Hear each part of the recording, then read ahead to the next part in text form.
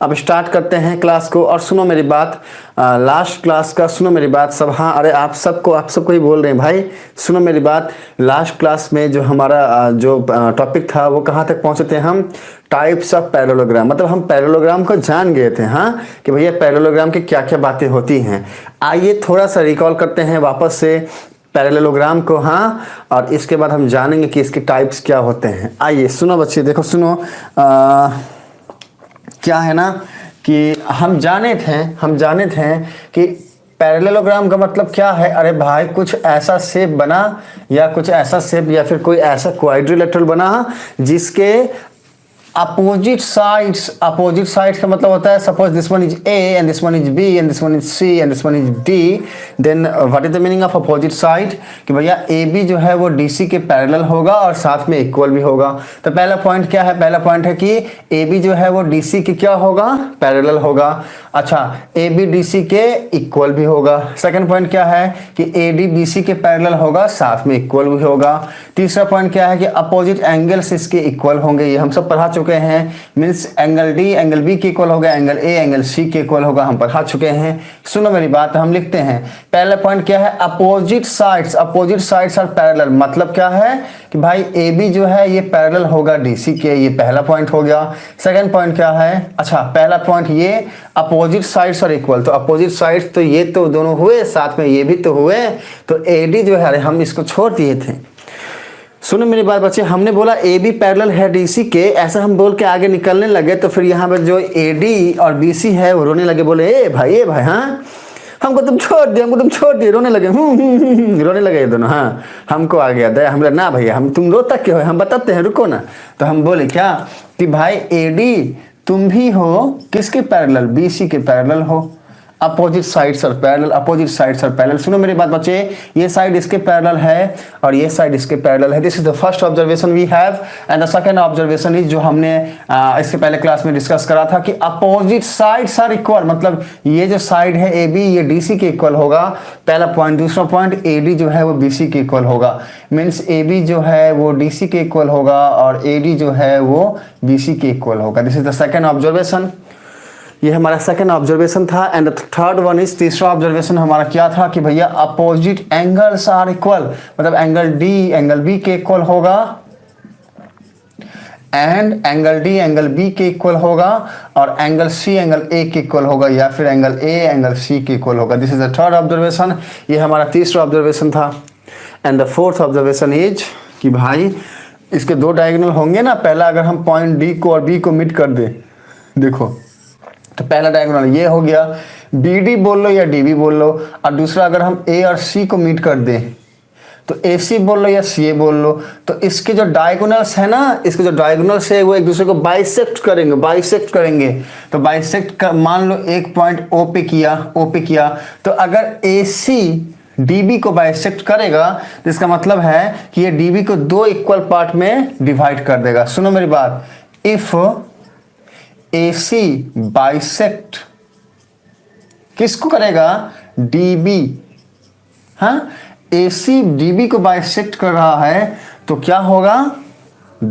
DO equals to OB हो जाएगा। हाँ, क्योंकि AC DB को कुछ ऐसे बाइसेक्ट करता है। हाँ, बाइसेक्ट करता है। हाँ, मतलब ये जो डायगोनल है ना AC, ये DB को बाइसेक्ट कर दिया। मतलब समझो, ये जो AC है ये DB को बाइसेक्ट किया, उसका मतलब ये है कि ये जो DO है ये OB के इक्वल हो जाएगा। ये पहला ऑब्जर्वेशन। दूसरा कि भाई जैसे AC बाइसेक्ट कर रहे हैं DB को, वैसे ही यहां लिख सकते हो एंड DB बाइसेक्ट AC। वैसे ही DB भी तो बाइसेक्ट करेगा ना AC को। अरे भाई, AC DB को बाइसेक्ट कर रहा है तो फिर DB AC को भी तो बाइसेक्ट कर रहा है। तो हम लिख सकते हैं AO equals to OC। This is our fourth observation. And the fifth point हमारा क्या है कि डायगोनल्स जो है ना, ये may be equal, it may not be equal. मतलब ये है कि जो AC है ना, ये DB के इक्वल हो भी सकता है। It may be equal, may not be equal, नहीं भी हो सकता है। May be, may not B. देखो सुनो, ये 5 पॉइंट को ही हमने यहाँ लिखा हुआ है बच्चे, और ये 5 पॉइंट चाहे जैसे भी पैरेललोग्राम हो सबके लिए कॉमन रहने वाला है। हाँ, ये 5 पॉइंट तो सब में रहेंगे ही रहेंगे। तो अब हम जानेंगे, हम पैरेललोग्राम को तो जान गए हैं, अब हम जानेंगे कि टाइप्स ऑफ पैरेललोग्राम क्या होता है। हाँ, पैरेललोग्राम के कितने टाइप्स होते हैं। Then just come to the point बच्चे, हम आते हैं पॉइंट पे, that what are the types of parallelogram. ये तो पैरेललोग्राम हो गया ना, ये हम जानते हैं, ये क्या हो गया, पैरेललोग्राम हो गया। ठीक है, अब हम जानेंगे टाइप्स ऑफ पैरेललोग्राम। टाइप्स क्या है, टाइप्स, और हम क्या जानेंगे, types. And the first type is, पहला टाइप है, हम आपको बता चुके हैं कि ये पैरेललोग्राम ऐसा है, इसको सीधा खड़ा कर दो तो जो बनेगा उसको हम रेक्टेंगल बोलेंगे बच्चे, हम रेक्टेंगल बोलेंगे। देखो सुनो, ऐसा होता है रेक्टेंगल, देखो सुनो, A B C D, rectangle बोलेंगे। किस, क्या बोलेंगे, रेक्टेंगल बोलेंगे। तो फर्स्ट पॉइंट क्या है, रेक्टेंगल।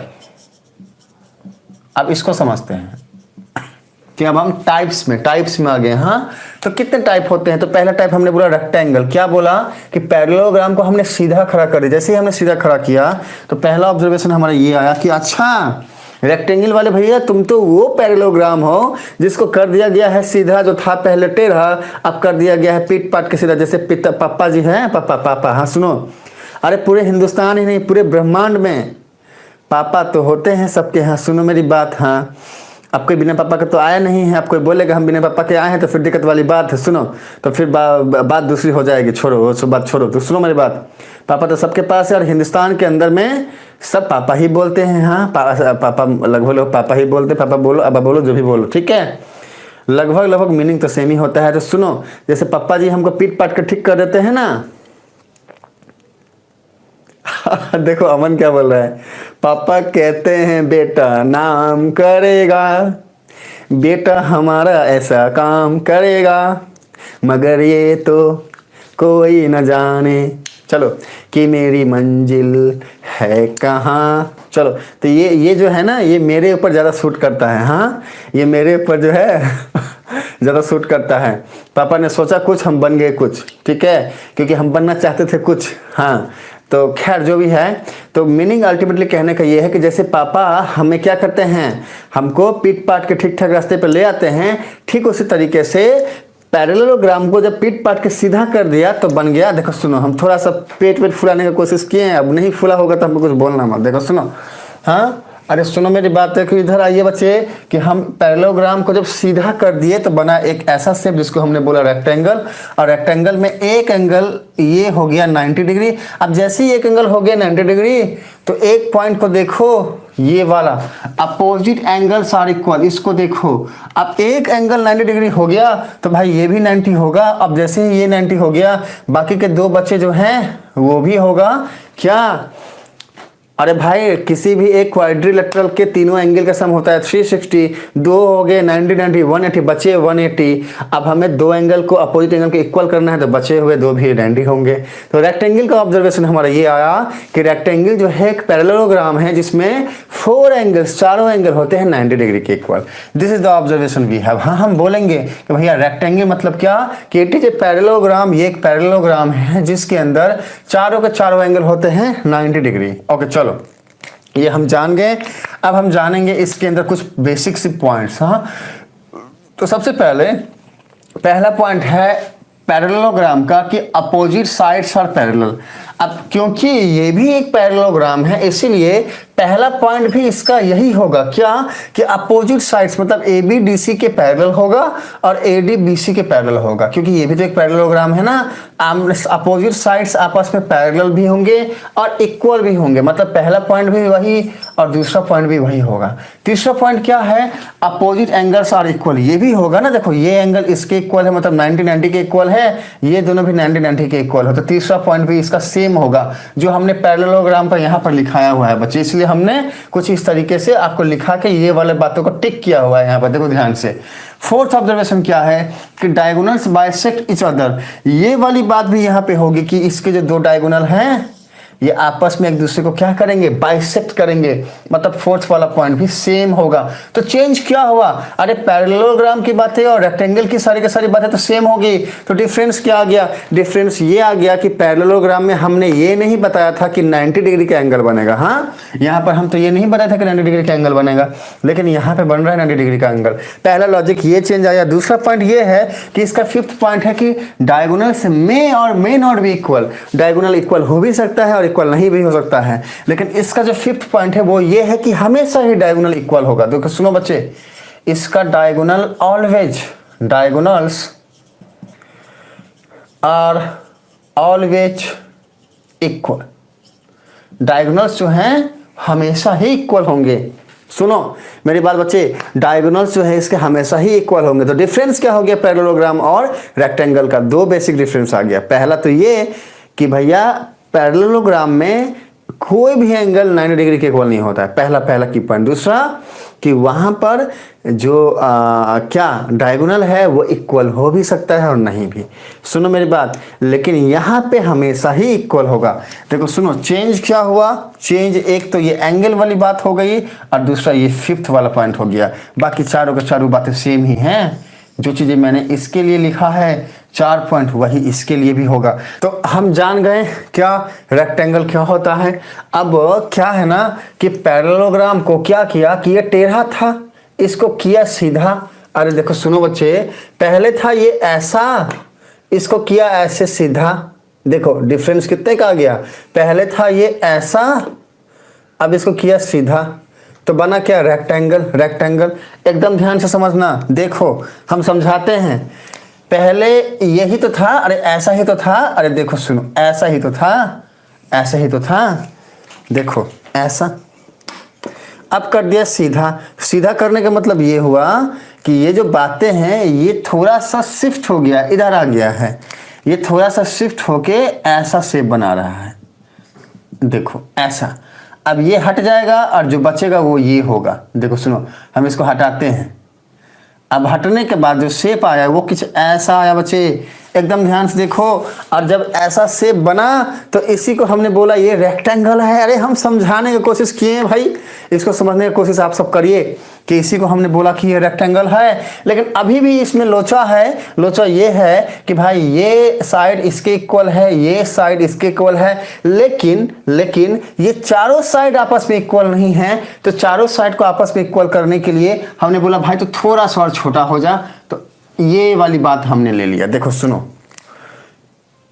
लगभग ये वाली बात को जैसे ही हमने लिया तो चारों साइड हो गया इक्वल, ठीक है। अब चारों साइड जैसे ही इक्वल हो गया तो फिर जन्म लेते हैं हमारे स्क्वायर वाले भैया। स्क्वायर वाले भैया हम बोल रहे हैं कि भाई पैरेललोग्राम को तो हम जान ही गए, अब पैरेललोग्राम को जब हमने सीधा किया तो बना रेक्टेंगल। रेक्टेंगल ठीक है, अच्छा अब रेक्टेंगल तो बन गया, लेकिन रेक्टेंगल के चारों साइड आपस में इक्वल नहीं है। हमने जब चारों के चारों साइड को आपस में इक्वल कर दिया, जैसे कि ये भी 3 है, ये भी 3 है, ये भी 3 है, ये भी 3 है, मतलब 4 साइड्स और इक्वल हो गया, तो हमने बोला स्क्वायर। तो अल्टीमेटली स्क्वायर क्या हुआ, तो square is a parallelogram. Square भी एक पैरेललोग्राम है जिसके 4 साइड्स, चारों साइड्स आपस में इक्वल होते हैं। सुनो देखो, सुनो बच्चे, आप स्क्वायर क्या है, तो स्क्वायर एक पैरेललोग्राम है जिसके 4 साइड्स आपस में इक्वल होते हैं। चलो तो ये जो है ना हम जाने, इसको हम जान गए, इसको हम समझ गए। साथ में इसके भी सारे के सारे एंगल 90 डिग्री के इक्वल होते हैं, 90 डिग्री के इक्वल होते हैं सारे एंगल, चारों ऑल एंगल्स आर 90 डिग्री। सुनो मेरी बात, चारों एंगल क्या होते हैं, 90 डिग्री के इक्वल होते हैं। सुनो इसका ऑल साइड्स क्या हुआ, इक्वल हुआ। अब सुनो मेरी बात, पहला पॉइंट क्या हमें लिखा है पैरेललोग्राम का कि अपोजिट साइड्स आर पैरेलल। देखो सही बात है भाई, ये साइड इसके पैरेलल है और ये साइड इसके पैरेलल है, तो पहला पॉइंट इसके लिए भी सटीक बैठता है कि भैया पहला पॉइंट क्या है, opposite sides are parallel. Okay अच्छी बात है। अब क्या है सेकंड पॉइंट, क्या है पैरेललोग्राम के कि अपोजिट साइड्स आर इक्वल, लेकिन यहाँ पे क्या है, all sides are equal, all sides are equal. हाँ सुनो मेरी बात, पैरेललोग्राम में क्या होता है, अपोजिट साइड इक्वल होते हैं, लेकिन यहाँ पर सारे के सारे साइड इक्वल हैं, ऑल साइड्स आर इक्वल। इसको ध्यान रखना, this is the key point. Second वाला पॉइंट में क्या होगा, all 4 sides are equal, all 4 sides are equal and this is the second observation we have. हाँ ओके चलो तीसरा पॉइंट क्या कहता है उसको देखो एकदम ध्यान से। तीसरा पॉइंट कहता है कि opposite angles are equal. Opposite angle जो है, ठीक है, वो क्या होता है, वो इक्वल होता है। अपोजिट एंगल्स जो है ना वो इक्वल होता है। हाँ चलो ओके डन। आइए आइए टॉपिक पे आते हैं। देखो सुनो तो हाँ सेकंड पॉइंट क्या हो गया कि all four sides are equal. This is the second observation. हाँ सेकंड पॉइंट हमारा है। तीसरा पॉइंट क्या है इसको समझना ध्यान से कि बोलता है अपोजिट एंगल्स आर इक्वल, मतलब पैरेललोग्राम में अपोजिट एंगल इक्वल होते हैं। ये एंगल इसके इक्वल, ये एंगल इसके इक्वल। लेकिन यहां पर क्या हो रहा है ना, यहाँ पे चारों को चारों साइड्स 90 डिग्री है, मतलब ऑल एंगल्स आर इक्वल। लिखेंगे यहाँ पे तीसरा point, all four angles are equal. All four angles are equal. और कितने डिग्री के इक्वल? 90 डिग्री के equal. This is the observation. हाँ तीसरा पॉइंट हो गया। And what is the fourth point we have? यहां पे है कि डायगोनल्स बाइसेक्ट ईच अदर। यहां पे भी बाइसेक्ट करेगा, इसके भी डायगोनल बाइसेक्ट करेंगे, इसके भी डायगोनल बाइसेक्ट करेंगे। लेकिन यहां पे जो सबसे की पॉइंट है वो ये है कि 90 डिग्री पे बाइसेक्ट करेंगे। मतलब क्या है इसका? मतलब ये है कि मान लो ये स्क्वायर है और ये इसका डायगोनल बाइसेक्ट कर रहे हैं, तो ये जो बाइसेक्ट किए ये 90 डिग्री के एंगल पे बाइसेक्ट करेगा। मतलब ये एंगल बनेगा 90 डिग्री बच्चा, 90 डिग्री 90 डिग्री। समझो बात को। तो फोर्थ पॉइंट हमारा हो गया diagonals bisect each other at 90 degree. लिखेंगे diagonals bisect each other, bisect each other, bisect each other at 90 degree. चलो ये हमारा फोर्थ पॉइंट हो गया। फिफ्थ पॉइंट क्या होगा? यहाँ पे बोल रहा है पैरेललोग्राम में कि डायगोनल्स मे और मे not be equal. Diagonal equal हो भी सकते हैं और नहीं भी। यहाँ पे स्क्वायर के केस में क्या होगा कि डायगोनल्स हमेशा ही इक्वल होंगे। Diagonals are always equal. सुनो ये हमारा फिफ्थ ऑब्जर्वेशन है कि भैया डायगोनल्स जो है ये हमेशा इक्वल ही होंगे। मतलब ये जो डायगोनल है इसके इक्वल होगा। This is the fifth observation. इसको आप सब जो है लिख लीजिएगा बच्चे।